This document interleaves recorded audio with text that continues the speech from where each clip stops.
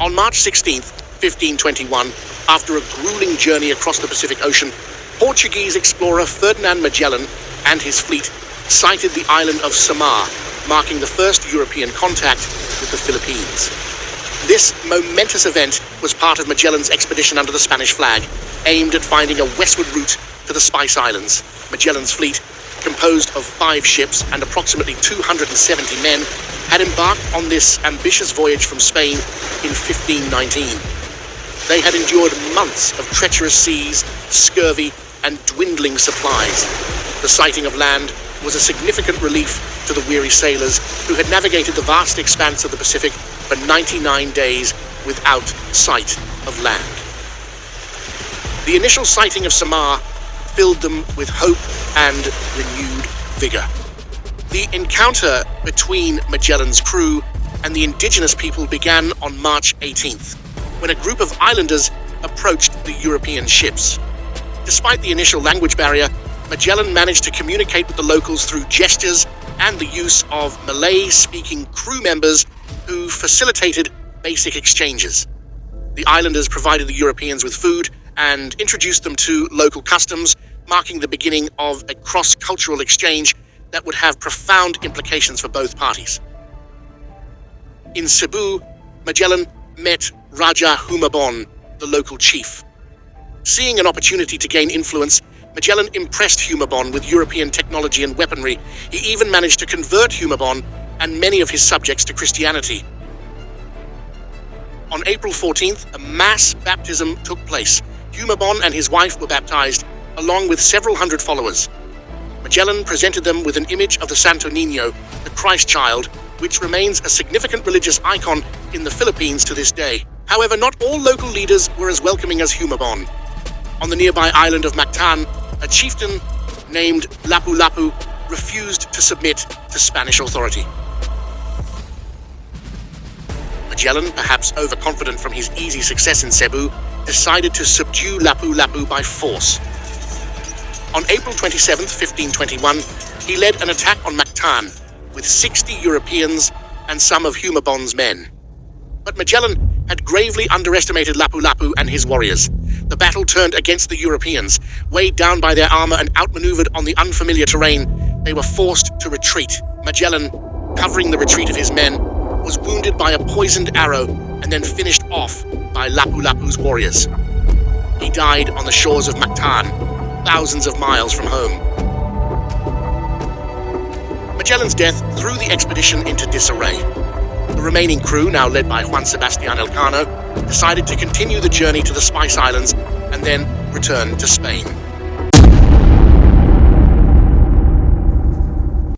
In 1527, Hernan Cortes prepared a new expedition to search for the missing fleet of the Losa expedition and commissioned his cousin Alvaro de Saavedra to command the new expedition.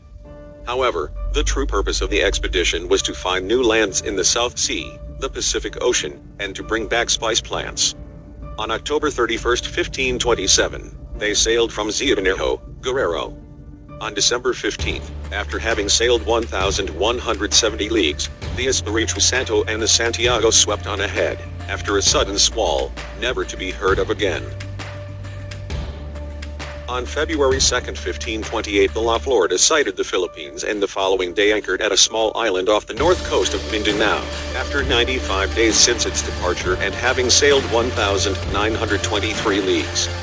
This makes Saavedra the first navigator to cross the Pacific Ocean from the Americas. On March 30, 1528, the La Florida arrived to Tito Rey, the Spanish stronghold in the Moluccas where the men remaining from the Losa expedition were found, and they joined them to fight the Portuguese in the neighboring Ternate. To carry out the instructions of the expedition and bring further assistance to the Spaniards in Tito Rey, Saavedra set sail for New Spain, Mexico, on June 14, 1528. However, they were diverted by the northeast trade winds and threw them back to the Moluccas, returning to Tito Rey on November 19, 1528. On May 3, 1529, Saavedra tried again the second time by navigating back down south. Again he toured the western part of New Guinea, then heading north. However, Saavedra died, thus, Pedro Lasso took command. They sailed north but did not find westerly winds. When Lasso died, they finally decided to turn around the ship and again return to the Moluccas, arriving to Halmahera next to Tito Rey on December 8, 1529. They were captured there by the Portuguese and held in captivity for 5 years. In 1534, the surviving 8 members of his crew made it back to Spain. In the midst of the vast Pacific, a desperate mission is underway. A fleet of ships men exhausted, the sun unforgiving, and the threat of mutiny in the air set sail for the unknown. The Philippines, a land that few have ever seen, yet many desire to conquer. This is the story of the 5th Spanish expedition to the Philippines, led by a man who would not only survive a brutal journey across the Pacific, but would also change the course of history forever. It's the 1540s. Spain, eager to expand its empire across the Pacific, has already failed for times to claim the Philippines. The islands, though rich in resources and ripe for colonization, remain elusive to the Spaniards. The previous expeditions faced numerous challenges: deadly storms, hostile locals, and even mutiny. But the Spanish crown isn't backing down. King Charles I orders yet another expedition, this time led by an ambitious navigator Lopez de Villalobos. Villalobos was no stranger to danger. He had sailed across the Pacific before. But this time, the stakes were higher than anyone could ever imagine. In 1542, Villalobos set sail with a fleet of 5 ships, their destination the Philippines. The journey is treacherous, long months at sea, supplies dwindling, and morale plummeting. Men are sick, the ships are damaged, and mutiny is a constant threat. But Villalobos pushes forward, driven by one goal: to fulfill his mission and claim the Philippines for Spain. Yet, what awaits them on the other side of the ocean is not just a battle with nature, but with fate itself. After months of hardships, the fleet finally makes landfall on an island in the Philippines. The crew breathes a collective sigh of relief. But what they don't know is that their troubles are far from over. They've arrived on the islands of Samar, and lately unexplored by Europeans, but already home to local tribes, some friendly, some hostile. Villalobos names these islands Los Islas Filipinas in honor of the Crown Prince of Spain, Philip of Asturias. The name will forever be etched in history, but this is only the beginning. But Villalobos is not satisfied with just Samar and Leyte. He wants more. In a bold move, he sails further south, to an island no European has ever stepped foot on: Mindanao. Mindanao, a land of untold riches and powerful tribes, looms ahead. Villalobos believes this is the key to securing Spain's foothold in the Philippines. He names it Caesarea Caroline, in honor of King Charles I, but the island is not as welcoming as Samar and Leyte. Villalobos encounters resistance from the indigenous tribes, and his men face constant threats from both nature and the locals. But Villalobos is no stranger to diplomacy.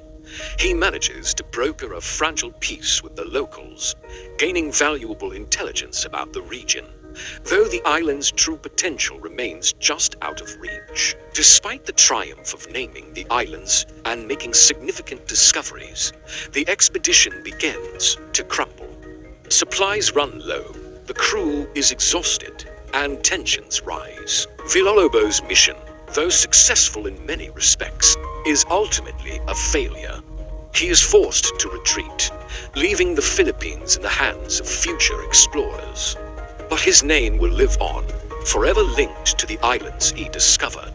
Lopez de Villalobos may have returned to Spain in defeat, but his legacy endures.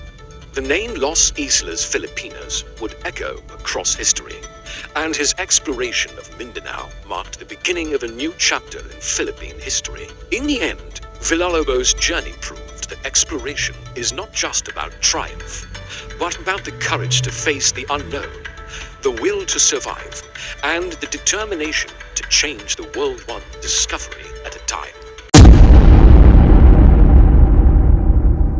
year is 1565. It's been 44 years since Ferdinand Magellan first set foot on Philippine soil. Now, a new chapter in Philippine history is about to unfold with the arrival of Miguel López de Legazpi, a chapter that would see both colonial expansion and brave Filipino resistance. Our story begins on the island of Cebu, where Legazpi will establish the first permanent Spanish settlement in the Philippines. But this is not just a story of Spanish conquest, it's also a tale of Filipino courage and determination to preserve their way of life. In November 1564, a fleet of 4 ships sailed from Mexico, led by Miguel López de Legazpi. Their mission? To claim the Philippines for Spain and establish a permanent colony. Legazpi was an experienced colonial administrator born in the Basque country of Spain. At 62 years old, he was chosen to lead this expedition due to his administrative skills and cool temperament. After a grueling 3-month journey across the Pacific, Legazpi's fleet reached the Philippines in February 1565. They first landed on the island of Samar, then moved on to Leyte. But Legazpi had his sights set on a specific target, the island of Cebu. Why Cebu? It was here that Magellan had found a friendly reception decades earlier. Legazpi hoped to capitalize on these previous contacts. On April 27th, 1565, Legazpi's fleet entered the harbor of Cebu. However, the welcome was far from warm. The Cebuanos, remembering past conflicts with Europeans and determined to protect their sovereignty, retreated inland. This retreat wasn't a sign of weakness, but a strategic move. The Cebuanos, led by Raja Tupas, were preparing to defend their land and way of life against the foreign invaders. Legazpi and his men came ashore, finding the town largely abandoned. In the empty houses, they made a significant discovery, the statue of the Santo Niño, the Christ child, given by Magellan to the wife of Raja Humabon 44 years earlier. This find was seen as a divine sign by the deeply Catholic Spanish. Legazpi decided this was where they would establish their settlement. Over the next few days, the Spanish began constructing a fort and other buildings. On May 8th, 1565, Legazpi formally established the town of San Miguel de Cebu, the first permanent Spanish settlement in the Philippines. This moment marked the official beginning of the Spanish colonial period in the Philippines, an era that would last for more than 3 centuries. But it also marked the beginning of centuries of Filipino resistance against foreign rule. The Cebuanos, led by Raja Tupas, didn't submit easily. They launched several attacks on the Spanish settlement, demonstrating their fierce determination to maintain their independence. These early resistances set the stage for centuries of Filipino struggles against colonial rule. From the mountains of Cebu to the shores of Mactan, where Lapu-Lapu had defeated Magellan years before, Filipino warriors fought bravely to preserve their traditions and sovereignty. Initially, relations with the local Cebuanos were tense. Food was scarce and there were frequent skirmishes, but Legazpi, known for his diplomatic skills, worked to establish peaceful relations. Legazpi performed a blood compact, a traditional Filipino ritual of friendship, with the local chief Sikatuna. This ceremony helped to ease tensions and open lines of communication. However, it's important to note that many Filipinos continued to resist Spanish rule, even as some leaders made alliances. Gradually, trade began to flourish. The Spanish offered iron tools, glass beads, and textiles in exchange for food and other local products. Yet, this economic exchange came at the cost of increasing Spanish influence. From their base in Cebu, the Spanish began to expand their influence. They sent expeditions to other islands, establishing alliances with some local leaders and subduing others. But everywhere they went, they met Filipino heroes who stood up for their people's rights and traditions. Along with soldiers and administrators came Catholic missionaries. The conversion of the local population to Christianity became a key aspect of Spanish colonial policy. However, many Filipinos found ways to preserve their traditional beliefs, often blending them with Catholic practices. In 1571, Legazpi moved the capital of the new colony to Manila, but Cebu remained an important center of Spanish influence in the Visayas. The move to Manila was met with fierce resistance from local rulers like Raja Sulaiman. Over the following decades and centuries, the Spanish would transform the Philippines. They introduced new crops and technologies, established a centralized government, and spread the Spanish language and Catholicism. But throughout this period, Filipino resistance never ceased. Heroes like Francisco Dagohoy, who led the longest revolt against Spain, and Diego Silang, who fought for reforms, continued the legacy of early resistance. Thank you for joining us on History Watch as we explore the pivotal moments that define our past.